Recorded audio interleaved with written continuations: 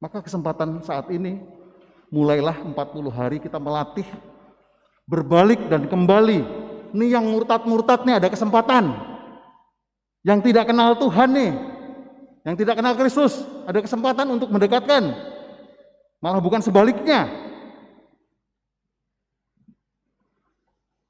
Atau yang barisan sakit hati, yang nggak pernah ke gereja, sakit hati dengan temannya, sakit hati dengan pimpinan, sakit hati dengan gereja. Saat ini kesempatan, nggak usah malu, berani kembali.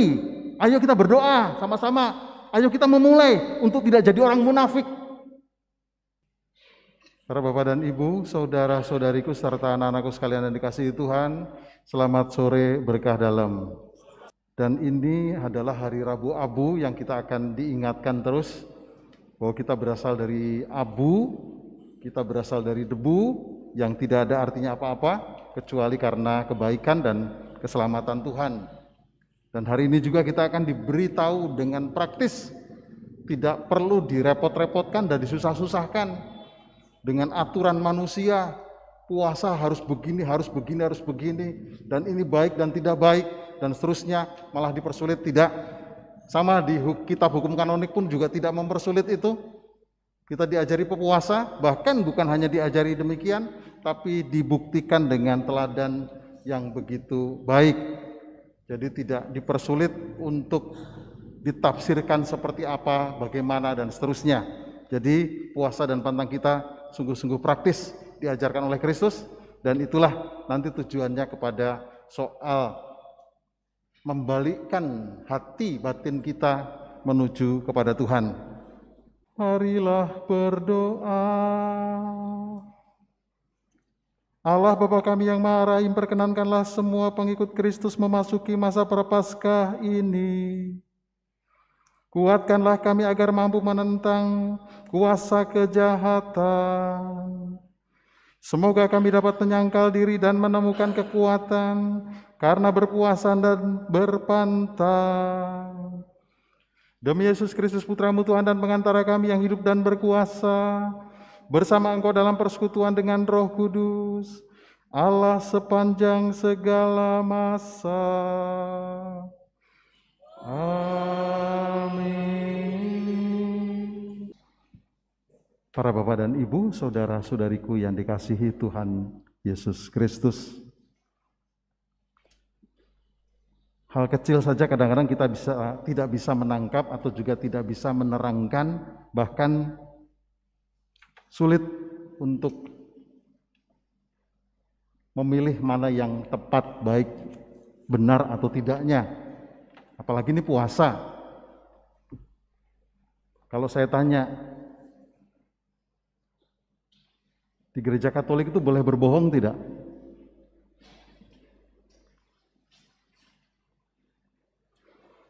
Banyak orang yang menangkap berbohong demi kebaikan boleh.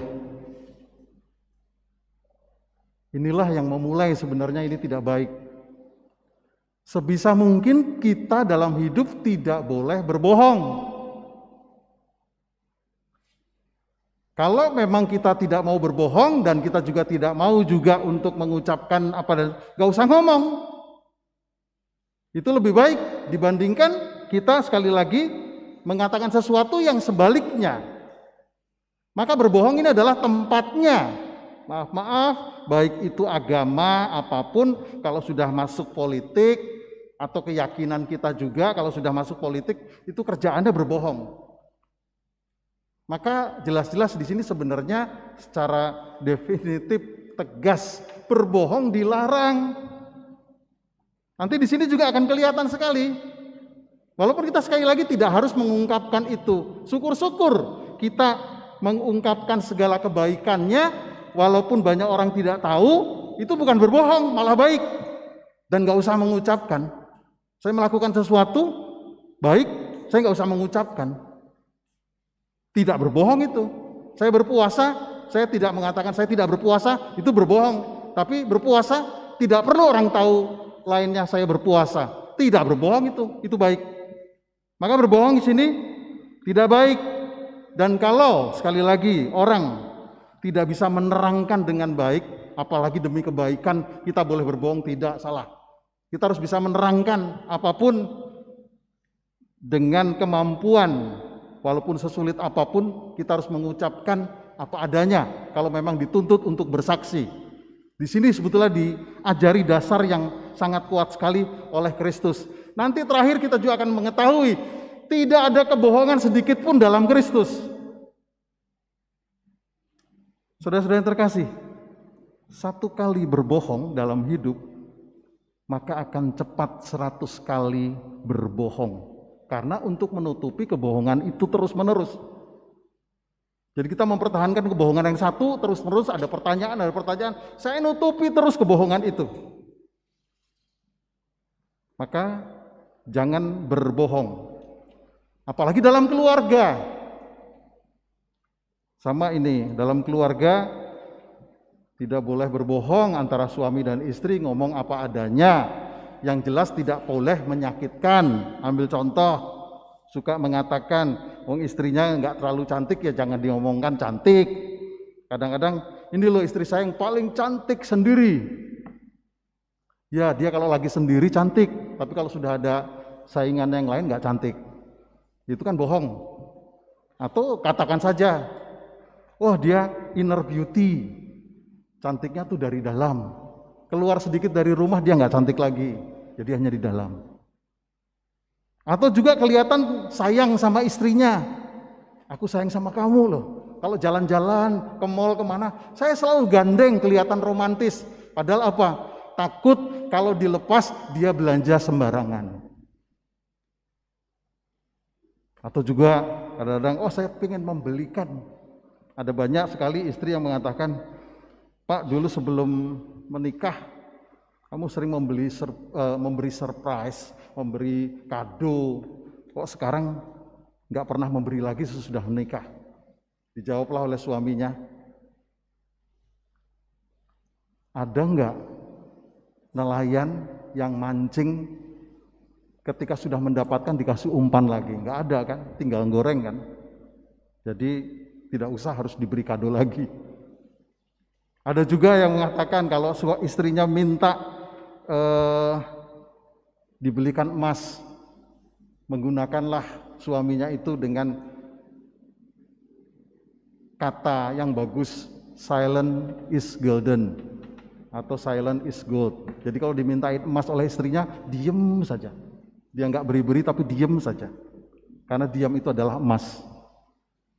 Apalagi juga ada yang membelikan emas istrinya, tapi suratnya tak pegang, nggak diserahkan, nanti takut dijual. Atau apalagi juga semuanya dia kekayaannya ada dan kamu bebas, kamu minta apa saja saya kasih dan bla bla bla semuanya. Tapi kamu nggak boleh pegang uang, kamu nggak boleh bebas apapun saja. Pokoknya apa yang kamu butuhkan akan dipenuhi. Maaf, ini kebohongan juga dalam keluarga. Terlebih lagi lebih menakutkan lagi ketika pertama sebelum menikah begitu baik dan indah dan bagus, tapi sudah menikah, sudah nggak memberi nafkah, memukuli istrinya atau juga menyakiti satu dengan yang lain. Ini berbohong. Maka saudara-saudara terkasih, sekali berbohong, nanti atas 100 kali cepat berbohong untuk menutupi kebohongannya itu. Lalu selanjutnya, berbohong adalah sesuatu yang tinggi hati. Dia tidak mau direndahkan, maka sembunyikan semuanya itu supaya merasa sombong, sok, dan sebagainya. Sering menggunakan topeng. Tidak mau rendah hati dan tidak mau ketahuan. Padahal saya katakan, kita tuh nggak bisa berbohong loh. Maaf, seandainya kita bisa berbohong sampai ketahuan, malu loh. Apalagi berkali-kali, adalah banyak anak-anak juga yang suka berbohong. Tapi orang tuanya lebih tahu lagi, apalagi kita juga tahu kamu suka berbohong omongannya, malu loh kalau ketahuan. Dan bukan hanya di situ, kita nggak bisa pernah berbohong di hadapan Tuhan. Tuhan semuanya bisa tahu, dan kita juga malu dengan Tuhan kalau sampai berbohong. Orang-orang berbohong ini adalah orang-orang yang halu, orang-orang yang benar-benar tidak kenal dan tidak tahu sebetulnya dirinya, tidak berani mengungkapkan dirinya. Sama juga dengan banyak anak yang kadang-kadang pengakuan dosa isinya cuma saya berbohong. Kelihatannya simple, gampang, boleh-boleh aja, itu dosa kecil. Tapi semakin sering berbohong, semakin tua, semakin berumur, semakin lama, semakin dewasa, berbohongnya berkualitas dan berkuantitas.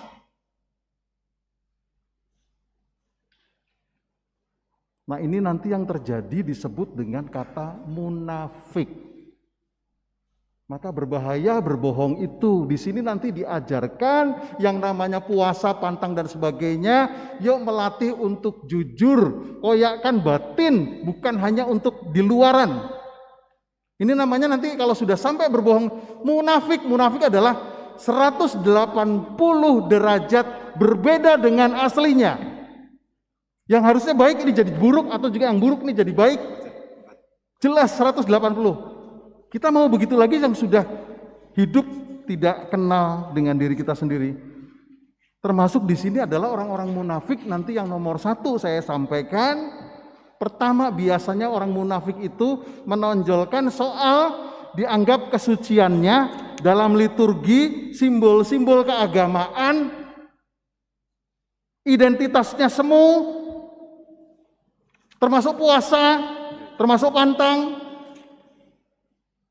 Kita diajarin di sini, jangan kamu kelihatan berpuasa. Itu bukan bohong, itu baik. Tapi kita benar-benar nggak puasa. Nah, itu malah berbohong. Dan biasanya nomor 1 adalah soal itu. Kita banyak menemukan orang yang kelihatannya suci, suka berdoa, tapi kelakuannya 180 derajat berbeda dengan apa yang dilakukan. Dari sini yang harus diperhatikan.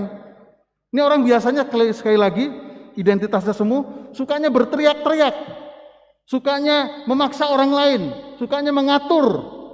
Saya lebih suci, saya suka berdoa, saya suka memberi nasihat, saya suka menilai. Nah, itu nanti kalau kelihatan dari luar, yaitu yang suka di jalan-jalan, yang suka ramai-ramai di pasar, menunjukkan, atau juga memberi nasihat dan sebagainya. Bahkan berusaha untuk menobatkan orang lain, tapi dirinya sekarang terlupakan. Nomor 1, lihat banyak kemunafikan di situ. Soal rohani, soal kesucian. Orang suka berteriak-teriak, kalau bisa dilihat di orang, bahkan di tempat banyak orang, kita berdoa. Di sini nanti kelihatan tutup pintu, tidak usah tahu. Yang kedua, seorang munafik adalah itu mempertahankan martabatnya yang palsu, harga dirinya yang betul-betul dianggap dirinya tinggi, besar, padahal kalau ada lagunya, hanya debulah aku di alas kakimu Tuhan. Di hadapan Tuhan, di hadapan siapapun kita hanya debu yang di alas kaki, nggak ada artinya apa-apa. Mau ditinggi-tinggikan, mau diangkat-angkat, di hadapan Tuhan, Tuhan tahu semua. Tidak realistis, hanya penampilan. Maka kita diajarkan sebenarnya pastor itu atau imam itu membentuk jubah, bukan jubah itu membentuk pastor. Jadi kalau sudah pantas dia pakai jubah baru boleh pakai, karena dia sudah pantas, sudah hidupnya sudah ditempa dan sebagainya. Bukan dipakai dulu, petetang-petetang kesana kesini dan sebagainya. Dia lupa diri. Hati-hati dengan yang hal tersebut. Lalu munafik itu adalah betul-betul sesuatu yang salah dan tersesat dari tujuan hidup orang. Orang nggak sadar lagi, karena sudah sekali lagi tujuannya dunia. Tujuannya yang disebut juga dengan ketidakberimanan itu. Terakhir ya di sini. Nanti lupa Allah, nanti lupa surga, nanti lupa kehidupan kekal. Bahkan mungkin nggak percaya, atau melupakan kebaikan sesungguhnya. Nah ini loh, kalau sudah berbohong, kebenaran saja yang dimunculkan nggak dapat, gimana ditambah dengan berbohong banyak itu. Itu yang ketiga. Yang keempat, saudara-saudara yang terkasih, hati-hati sekali. Ini hampir nggak ketahuan, hampir nggak kelihatan. Menilai orang lain munafik, sesamanya munafik, dia adalah rajanya munafik. Kita saja belum pernah benar kok. Kita saja belum pernah baik kok. Kita saja belum yang sesuai dikehendaki Allah, tapi sudah menilai orang lain, kamu pembohong, kamu munafik, kamu dan sebagainya. Dia adalah rajanya munafik. Kalau sampai kita juga bisa menilai orang lain seperti itu. Maka saudara yang terkasih, sore hari ini sebenarnya kita diajak, mungkin yang pernah diet dengan OCD.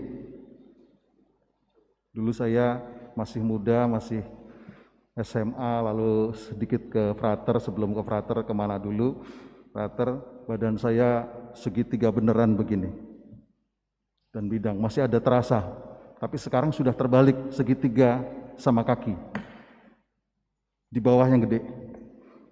Tapi bukan yang disebut dengan OCD ini adalah obsessive compulsive disorder, tetapi dikatakan cemas berlebihan atau juga perfeksionis, bukan itu. Bukan juga COD dibalik, cost on delivery. Tetapi OCD di sini yang dianggap oleh obsesi Corbusier diet, dan itu terbukti nyata. Yang fisik saja kelihatan nyata dengan berpuasa, apalagi dengan berpantang. Berpantang lebih ke rohani. Dengan berpuasa fisik saja jelas-jelas turun, kalorinya harus dihilangkan, dan termasuk betul-betul menurunkan berat badan, nyata real dengan puasa. Apalagi di sini diajarkan puasa lebih kepada batin rohani, dan itu ada hasilnya betul kalau kita menjalankannya. Yang fisik saja gampang sekali dan bisa, dan itu terbukti kok. Cepat, nyata, dan terbukti, apalagi yang rohani. Tapi apakah kita sungguh menjalankannya? Jangan-jangan kita munafik. Ada terima abu, ada namanya puasa, tapi kita nggak pernah. Memang kita nggak pernah menunjukkan. Tapi jangan-jangan benar-benar nggak berpuasa, benar-benar nggak pantang, nggak ada sedikit. Ini ada kesempatan untuk bersama-sama. Di sini lebih lagi melatih. Saat puasa dan pantang ini, yuk tobat dan ampun. Tobat dan minta ampun. Karena apa?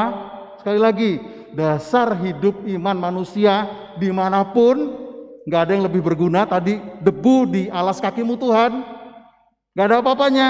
Cuma satu, yang disebut dengan tobat itu adalah dasar utama atau kunci untuk selamat, bahagia, dan masuk surga. Walaupun sekali lagi, apakah sungguh dasar utama ini yang disebut dengan puasa ini mengimani Kristus yang sudah menunjukkan itu? Karena di sini Kristus nggak ada kebohongan, Kristus nggak ada kepentingan. Arahnya kepada jadi yang baik.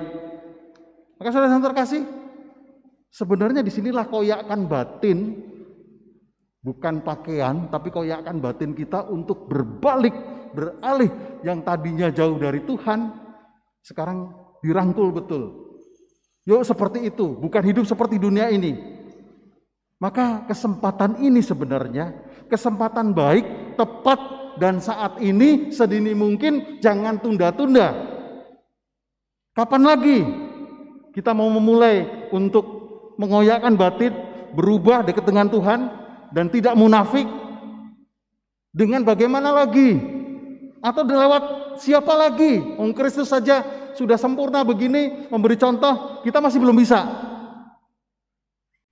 Maka kesempatan saat ini, mulailah 40 hari kita melatih, berbalik dan kembali. Ini yang murtad-murtad nih ada kesempatan. Yang tidak kenal Tuhan nih, yang tidak kenal Kristus, ada kesempatan untuk mendekatkan. Malah bukan sebaliknya. Atau yang barisan sakit hati, yang nggak pernah ke gereja, sakit hati dengan temannya, sakit hati dengan pimpinan, sakit hati dengan gereja. Saat ini kesempatan, nggak usah malu, berani kembali. Ayo kita berdoa sama-sama. Ayo kita memulai untuk tidak jadi orang munafik. Jangan gengsi. Kesempatan. Dan kesempatan ini adalah tepat kenapa? Kita bersama-sama, nggak sendirian. Kita mampu sendirian di rumah, kita mampu langsung menghadap Tuhan sendirian. Kesempatan bersama dengan gereja, kesempatan dengan yang lain. Gak usah malu, gak usah gengsi. Ayo kita kembali. Yang jauh, yang tadinya udah gak ada sakit hati lagi karena Tuhan sudah mengampuni. Dan disinilah yang saya sampaikan tadi, jelas-jelas kitab suci kita menunjukkan sesuatu yang jelas pasti dan tidak ada kebohongan di sana. Jadi kita lebih ringan sekarang ini kalau mau berpuasa. Nggak usah diperberat, disulit-sulit lagi lah. Kitab hukum kanonik, Codex Iuris Canonici, itu luar biasa sekali kalau kita membaca. Nggak direpot-repotkan dengan aturan begini. Mau niat baik nggak? Mau berpuasa nggak? Mau berpantang nggak? Ayo. Nggak usah pakai alasan-alasan lain. Ini yang nanti menjadikan kemunafikan bagi kita. Kristus menunjukkan tadi sudah dengan jelas, kalau kamu berdoa, kalau juga mau berbagi, kalau kamu berbuat apa saja, jangan munafik. Jangan-jangan itu sudah terbayarkan, sudah upahnya dapat, tapi kamu akan hilangkan dengan itu. Kita berbuat sedikit saja di kamera, buat sedikit saja di foto-foto, buat sesuatu saja supaya orang lain tahu. Itu bukan bohong, tetapi suatu kebaikan yang disembunyikan. Terbalik dengan orang berbohong, tidak berbuat apa-apa, 180 derajat berbeda sekali dengan yang tampak. Mari saudara-saudara terkasih, kita bersama-sama sungguh-sungguh Katolik berkualitas karena Kristus berkualitas. Kita hanya debu, maka kita hanya ikut bisa dan mengikuti teladannya yang sudah jelas dan pasti dan tidak ada kebohongan pada Kristus. Amin. Marilah berdoa.